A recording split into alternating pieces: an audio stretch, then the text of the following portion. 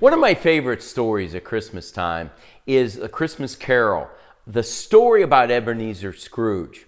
But one of the things we learned about Ebenezer Scrooge is that he was miserly. He just hoarded things. And God had to show him that it was more blessed to give than to receive. And he learned a valuable lesson.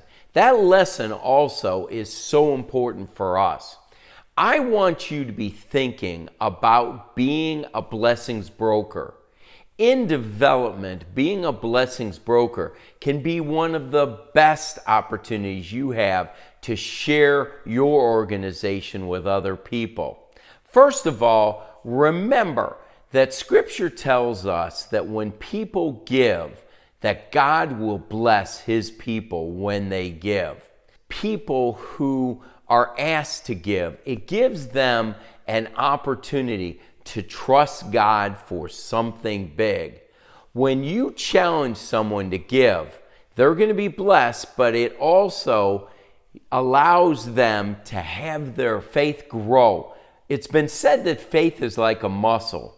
A muscle grows when it's exercised. Our faith is exactly the same way. When we trust God by giving out of resources that we don't always know where they're going to be, that allows God to work in our lives.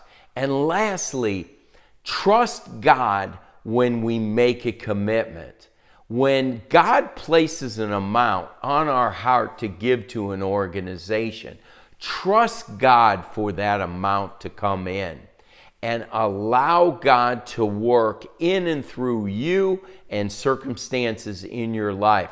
Over the years, I've seen God work miraculously through my wife and I, where we're at the point right now where we trust God for things that we would have never been able to trust Him for 25, 30 years ago or more.